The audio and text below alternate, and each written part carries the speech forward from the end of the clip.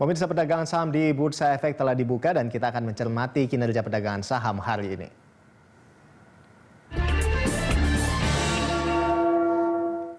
Dan untuk mengetahui pergerakan saham hari ini, kita akan membahasnya bersama dengan analis Cipta Dana Sekuritas Robert Sebastian.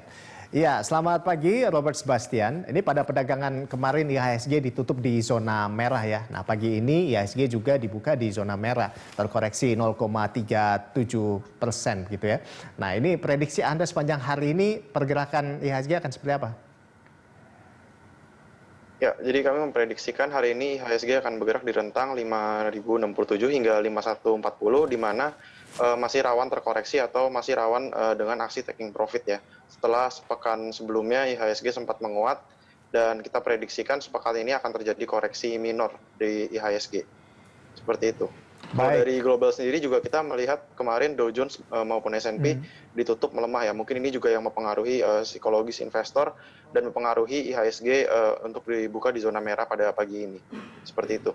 Jadi IHSG masih rawan terkoreksi. Baik. Nah, RUU Cipta Kerja pekan lalu cenderung menguatkan investor. Nah, apakah pekan ini sentimen RUU Cipta Kerja ini masih mempengaruhi IHSG? Iya, menurut saya cukup mempengaruhi ya, tapi mungkin investor untuk sepekan ini lebih fokus kepada rilis kuartal 3 punya result yang akan keluar baik di akhir minggu ini ataupun di minggu depan ya. Seperti yang kita lihat kemarin ada beberapa emiten yang sudah mengeluarkan seperti BTPS Syariah yang resultnya cukup solid, dan juga ada Itamara Noraya atau IRA yang juga resultnya cukup bagus. Mungkin beberapa emiten yang mengeluarkan result di atas ekspektasi ataupun inline dengan ekspektasi akan mendapat sentimen positif begitu di market. Jadi fokus investor masih ke result kuartal 3 dibandingkan dengan RUU KUHP yang mungkin lebih mempengaruhi minggu lalu. Dan juga ada beberapa sentimen kemarin khususnya yang masih saya prediksikan akan berlangsung hari ini, seperti data marketing sales daripada sektor properti di Sumarekon dan BSDE yang marketing salesnya cukup bagus di kuartal 3 ini. Ini juga akan mempengaruhi investor untuk berbelanja di sektor properti, seperti itu. Ya, IHSG ini pekan lalu juga terkerek merger bank syariah BUMN. Nah, apakah pekan ini masih menjadi pendorong IHSG untuk sentimen ini? Ya, menurut saya ini masih ya, karena kita lihat saham BRIS kemarin cukup volatile pergerakannya, maka dari itu ini juga masih bisa menjadi peluang bagi investor ya untuk mengambil opportunity ini untuk masuk ke saham tersebut. Namun perlu diwaspadai, ini saham yang sangat volatile, sebaiknya membatasi resiko dan juga harus memiliki batasan cut loss yang cukup ketat ya untuk berinvestasi di saham-saham seperti ini. Karena kita melihat ada peluang namun sangat volatile dan tentu saja resikonya cukup tinggi begitu. COVID-19 di Indonesia dimulai awal November 2020. Nah, Anda melihatnya seperti apa ini? Apakah akan berdampak ke pasar atau bagaimana? Iya, tentu berdampak positif ya untuk emiten farmasi seperti Kimia Farma dan juga Indofarma. Dan juga ada satu lagi yaitu Itamara Noraya, yaitu dia distributor alat kesehatan yang dia akan mendapatkan porsi juga ya dari alat suntik untuk vaksin tersebut. Dan ini mungkin kita prediksikan result di kuartal 4-nya akan lebih strong lagi daripada yang di kuartal 3 kemarin. Jadi ini adalah saham yang sangat menarik menurut saya. Jadi memang saat ini investor harus mencermati apa yang sedang terjadi di market, di situasi sekarang, dan juga mengkaitkannya dengan emiten mana yang mendapatkan dampak positif dari situasi tersebut begitu.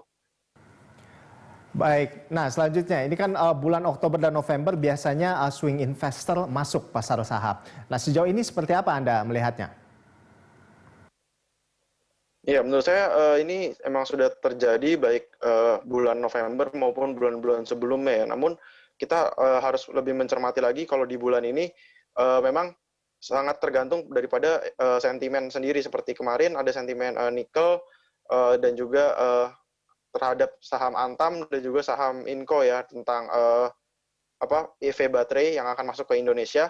Ini memicu para swing investor untuk berinvestasi juga.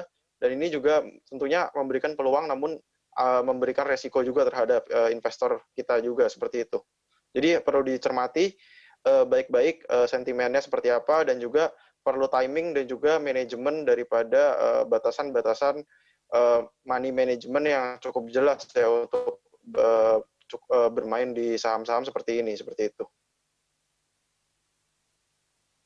Saham ini, Robert. Nah, akhir pekan lalu investor membukukan net sell paling banyak terhadap saham Telkom. Nah, bagaimana pergerakan TLKM pagi ini? Iya, kalau hari ini kita masih melihat TLKM masih belum mendapatkan katalis positif ya, di mana dari Omnibus Law sendiri belum terlalu diuntungkan dan juga competition masih cukup intensify antara telco players begitu. Jadi kita melihat saham telco nampaknya belum dapat terangkat signifikan, masih akan bergerak sideways, dan kalau menurut saya karena sudah terkoreksi cukup dalam, mungkin investor bisa lebih mencicil ya perlahan-lahan, namun belum ada katalis di mana bisa memberikan dorongan yang cukup kuat ya untuk saham Telkom. Namun saya melihat untuk harga sekarang sebenarnya sudah cukup aman apabila investor ingin masuk ke saham Telkom seperti itu. Baik, nah selanjutnya yang terakhir ini ada rekomendasi saham apa saja dari Anda, Robert? Dari saya masih merekomendasikan saham IRA, Tamaran Raya, dengan kode saham IRRA. Lalu saham-saham seperti Astra, ASII, yang memiliki valuasi yang cukup murah dan juga terdampak sentimen positif dari badai La Nina yang berimpact untuk anak usahanya yaitu AALI, dan juga beberapa saham perbankan seperti BNI dan juga BRI yang menurut saya merupakan proksi daripada indeks dan memiliki valuasi yang cukup menarik juga, dan tren daripada restrukturisasi yang semakin membaik seiring dibukanya ekonomi atau PSBB yang semakin longgar begitu. Jadi saya merekomendasikan ada dari 3 sektor, yaitu sektor otomotif atau Astra, kedua sektor perbankan, dan yang ketiga adalah sektor farmasi yaitu IRA, seperti itu. Baik, terima kasih Robert atas informasinya, dan pemirsa demikian tadi analis Cipta Dana Sekuritas Robert Sebastian.